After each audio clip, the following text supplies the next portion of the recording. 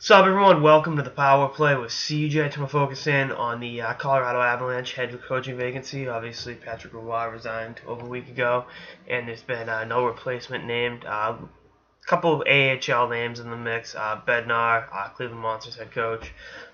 Travis Green, Utica Comets head coach. And then two NHL assistants, Scott Arniel, Lane Vigneault's assistant in New York, and Lane Lambert, who's been around for a long time. If you tell me to pick a name out of this hat, I'd take Arniel, previous NHL head coaching experience. He's been around for a while. You're looking for a stopgap coach right now.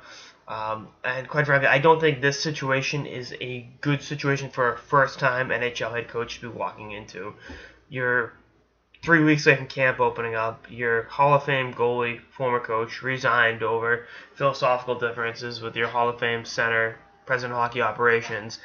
So not exactly, what I'd want to bring a young coach in. And I said this in the piece I did about Roy.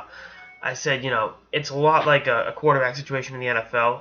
I'd rather certain teams that there's a lot of turmoil around. You'd rather just put a Josh McCown in, a veteran quarterback that he's not going to be mistaken for Tom Brady or Aaron Rodgers, but he won't piss down his leg, proverbially speaking, as opposed to throwing a young kid in there. Weird analogy, I know, but it's how I'm looking at it.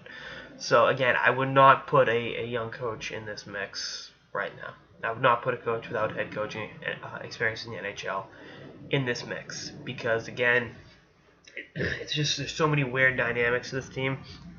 Whether it's, the way they were buying at the deadline last year and then ended up missing the playoffs, or, were they a victim of their own success with that 13-14 season overachieving?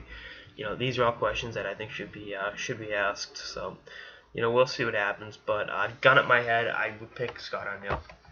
And again, I think had they had a whole off season to go through everything, I think Boston University's Dave Quinn, who spent some time in that organization, would have been an excellent fit. He's not leaving BU right now, not before the start of this season. And I saw somewhere on Twitter Scott Konowalchuk, who obviously played for the Avalanche and is the head coach of the Seattle Thunderbirds. He is a phenomenal coach. He's done a great job in the WHL. And I think he's a guy that could use, a start at the NHL level. Now, the counter-argument is, Patrick Roy, da-da-da. And again, Roy was in a similar situation where he paid his dues. Steve Konowalchuk, I said that. I said Scott. Sorry, Steve.